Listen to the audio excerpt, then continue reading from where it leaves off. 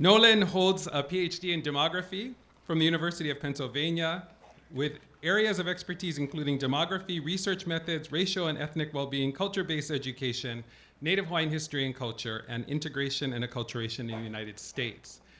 Many of you may have known Nolan in various capacities. He has worked here in Hawaii in different forms, most recently with McREL, prior to that with Kamehameha Schools.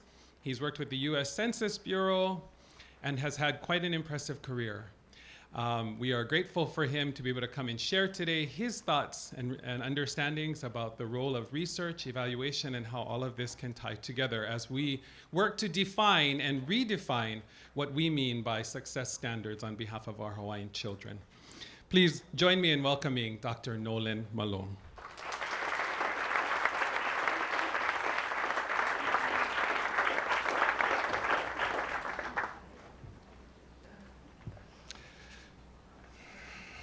Big breath. Aloha, aloha kakakiaka kako. First, I'd like to express my gratitude, for a beautiful day, another beautiful day. Also to Ka'iwakelamoku, this beautiful and magical place where we all get to gather and share our mana'o. And especially to the Keao Ma Lama Lama Hui for their invitation to speak today. To suggest that this is not a profound and very, very much appreciated honor would be an understatement. I am deeply honored to be here, and I was sharing with some friends that I feel like a keiki because I have normally never had a difficult time speaking to large groups, but I feel like I'm speaking to my parents, presenting to my parents and my grandparents, and so I'm all jittery up here. I got my water, I got my handkerchief in case I start sweating profusely and so forth. It's just it's quite an experience, and the bar has been set so high. Everything we've heard today alone is so amazing. Everything that has been built on from yesterday, all the great conversation. So just set your expectations kind of low for my speech, please. I hope to at least meet those expectations. Today I will be talking about indicators of success, and more importantly, indicators of truth. What's the truth? What's the complete story? And hopefully what I bring today will complement what our wonderful panelists and Dr. Kawaiaya and others have shared over these last 2 days. One small clarification, just as was noted earlier, Kaui, you may have noticed the odd little printing in your program where it says that I am with the office. I think it should have said, huge fan of the director of the Office of Hawaiian Education. So it just got cut off in that left-hand margin, right? So I apologize for that. And God bless Kaui, she's amazing. Again, I am a huge fan of Kaui's. And so if you could just pencil that into the margins of your program, I would greatly appreciate it, okay? I think if I'd had the opportunity, I don't know how I would have described my role. I was formerly at an organization that served the larger Pacific region, and before that, 10 wonderful years at Kamehameha Schools in the Policy Analysis System Evaluation Unit, which became the Research and Evaluation Division, which became the Strategic Planning and Implementation Group. I learned so much through that experience, and I must acknowledge Dr. Sean Kunet'iopuni. She was the one who recruited me and brought me to Hawaii and enlightened me to so much. And she didn't necessarily directly enlighten me all the time. She gave me lots of guidance, but by bringing me to events, by introducing me to so many of you in this audience, or being at least present in the room with you and to be able to learn from you was deeply affecting to me. It has totally impacted my life and changed the direction in which I have steered my career. So that brings me to what we talk about when we say indicators of success. What do indicators of success look like, and what do they mean? And sadly, those indicators of success are sometimes dictated by others. They're not necessarily grown from within. And we've already heard Dr. Kabaya talk about it. We've heard our awesome panel talk about it. But the one thing that I have been asked to do is to help prepare an inventory of what these indicators of success are, the tools that are used to measure those indicators of success, and how they might be shared with others. And that's a very, very satisfying kind of work for me, and I'm really, really honored to be able to do that. The issue is to point out that this is not something new. There is a wealth of knowledge that so many people have tirelessly been working on over the last several decades to build up those indicators of success.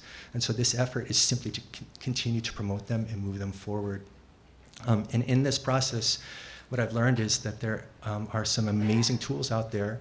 There's some really, really significant and meaningful pieces of information that folks have available that could eventually be amped up, scaled up, so that they could be provided to more folks. Some guiding assumptions that I use as I go through this work are that Native Hawaiian stories and Native Hawaiian voices, Native Hawaiian words is most important. All too often, it seems like others are telling a story imposed upon Hawaiian educators and the Hawaiian community at large. And it's important that your stories are in your own words and come from your own experience. And that those stories are based on strengths, not this preoccupation with deficits, as the earlier speakers had talked about.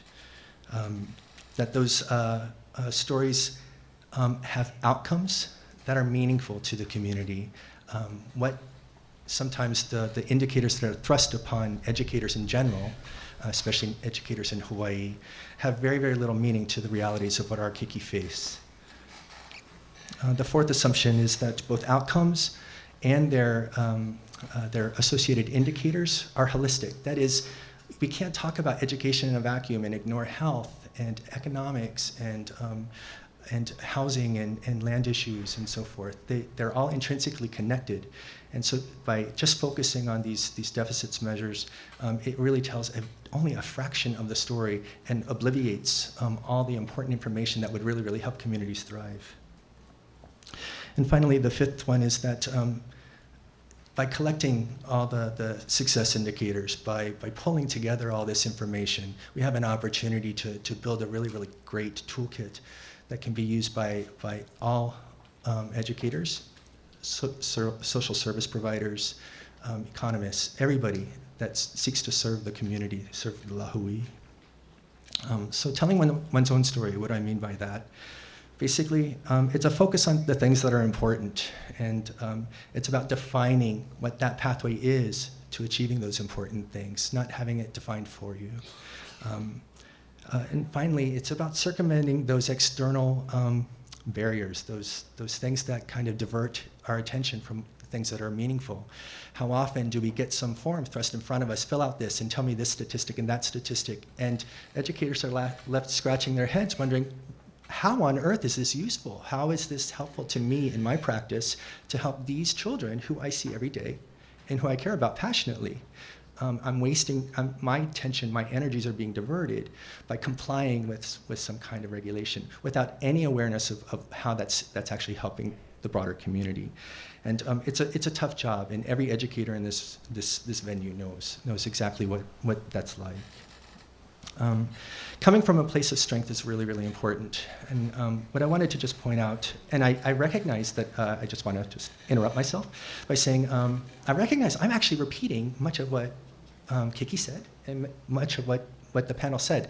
And so I apologize that you're hearing some of the same things twice, but gosh, that's so affirming to me that we're all on the same page. So thank you. I appreciate your patience as I go through this. But this preoccupation with deficits-based measures, it's something that I think all educators are very, very upset about. But it's especially disconcerting when it's constantly thrown in the face of a community. And it it has so very little relevance to what's really, really important, what folks are looking for. I often say, the Unabomber made really good grades.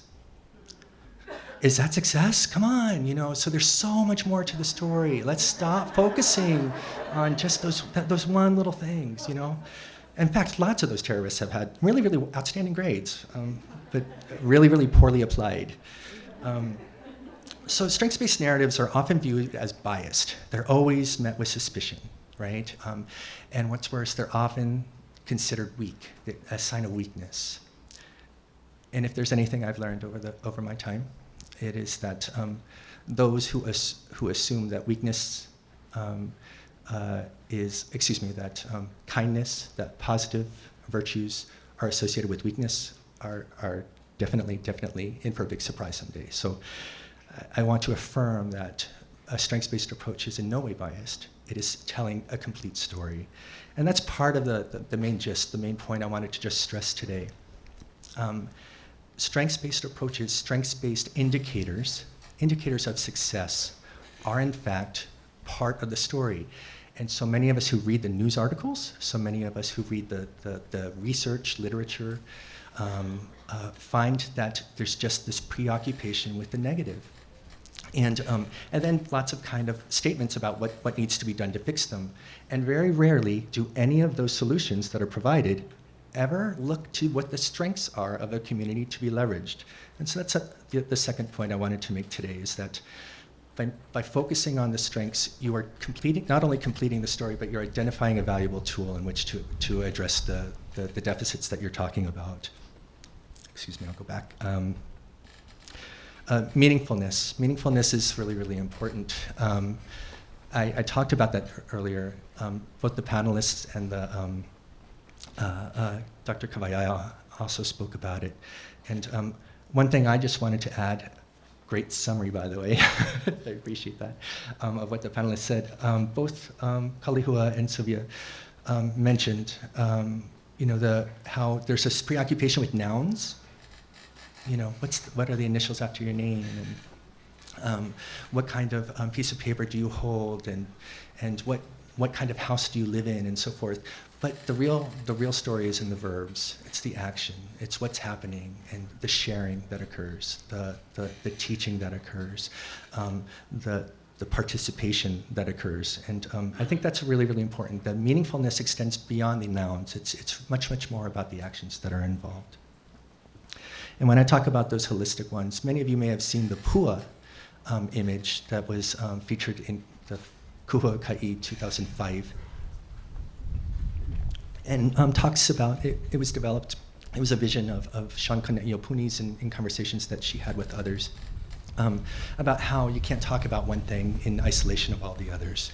Education doesn't occur in a vacuum, and the same goes for the outcomes that we seek and the indicators we use to measure them. And then finally, the sharing piece is really, really important as far as those assumptions go.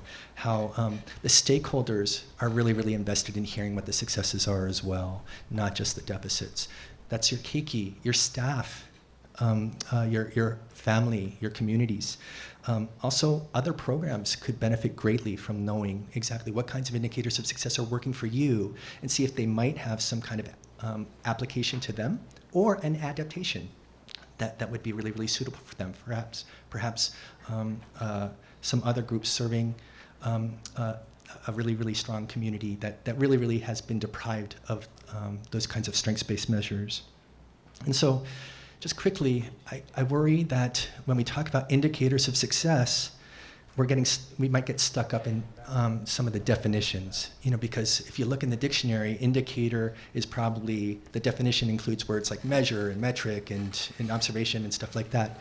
And I would just recommend, as we move forward today, because there's some really, really great content ahead of us where we can talk about these indicators of success, not to labor too much on what the terms mean and all the different synonyms and so forth. But when we talk about indicators, think about the way, an indication that you're making progress, some way you know that you're making progress towards that goal, and that goal would be represented by the success term. So just some ways of thinking about it, and don't worry about formal definitions and stuff like that. Just what in your na'au really, really feels like a way you know that some progress is being made towards the goal that you have. And I just wanted to acknowledge that in the work that I am doing with the Hui, there's some really, really great foundations. Keiki provided an overview of these, but the Nahonua Mauliola is a fabulous starting place, to think about exactly what kinds of indicators we're looking for and what kinds of approaches could lead to the successes that we seek. And of course, the Nahopena A'o is a wonderful, wonderful representation of those successes. So you have kind of the beginning and the end and all that's in between represented in just these two documents. And there's so much more out there. But what's nice is you've been oriented to both of these today. Thank you, Keiki. Yes, we really appreciate that. So that hopefully that will fuel exactly how you're thinking about the indicators as we move forward in the day. So a Success Toolkit could come together from the Mana'o today that is free of those distractions, free of the focus on deficits, still able to be responsible and accountable in this high accountability environment, especially in education. And even though there aren't a heck of a lot, the success approaches are greatly outnumbered in when you go to the library and do searches on indicators of success. But they do exist and they're out there, and that's part of the project to compile all those so that they can be shared too, so that lessons can be learned from them. And the Success Toolkit, more importantly, can be continued. It's an ongoing process that can permit adoption and adaptation of all the tools that everybody shares, serve as the leverage points for addressing those needs. So again, I just wanted to reiterate that focusing on deficits tells a portion of the story, just a sliver of the story. By including the successes, you're at the same time identifying the tools by which you can address any kinds of deficits that you do see. It tells a complete story. If you're a small program and you're applying for funding and you just list all the negative statistics, yeah, you've demonstrated that there's a need, but it doesn't necessarily present a really, really viable pathway for how you're going to address those needs. By talking about the same kinds of indicators on the positive side, you're identifying these are the ways that we can leverage this. And when Kaui presented her indicators of success, you notice she focused on her ohana. Ohana is an amazing, it comes up over and over again in the literature as a very, very strong resource for Native Hawaiian students, Native Hawaiian adults, Native Hawaiian communities. And it's something that can be leveraged and spoken about in very, very high terms. I would also say that by pulling everything together, it would also allow for folks to be able to search and find the tool that fits most appropriately for them, and perhaps even consider what kinds of standards you might want to assign for yourselves, so that you're not, again, having to adopt something that's been imposed by you from folks in Washington, D.C. who think that they have it all covered, but are really, really distant from what the reality is here in Hawaii. And that would lead to some greater sustainability. It would free up educators of some of the time so that they know that they have a way of accurately measuring exactly what's going on with their kiki. Families would have a really, really clear picture of what's going on for them and their children who are in school. And communities would know a bit more too. I like this image a lot. I've used it twice. Matthew Corey created it, and I just think it's a beautiful image, and so I apologize for inundating me with it several times. But the summits contribute to this. The fact that these summits build off of one another each time to make more and more headway towards achieving this kind of collective agreement about what the indicators of success are and how they can be shared is a wonderful thing. The thing is that there's probably a lot more indicators of success, tools that people are using to measure the things that are meaningful to them that would be really, really helpful to be contributing to this effort. So I wanted to avail myself. If you see me around today and you have anything to share, please let me know. I'd be more than happy to talk to you about it. Otherwise, anybody on the Ke'a Lama Lama committee could also speak to you about it as well, so that your work, your efforts, your tools can actually be recognized as well. I did have an example about a great lo'i in Punalu'u that I wanted to share, where they're using modern technology to actually address things that are very meaningful for them, while identifying some of the indicators of success that the students themselves cite as they're going through the process. But we are short on time. I do know that it will be available on, I think, the Kamehameha Schools website at some point in the near future. Otherwise, I can share the PowerPoint with you so you can see it okay. But again, mahalo nui loa to all of you for your patience as I stumbled through this presentation. I hope that I honored all of you who have taught me over the years. And again, I am deeply, deeply grateful for the opportunity to be here alone, let alone have the opportunity to share my mana'o with you today. So mahalo.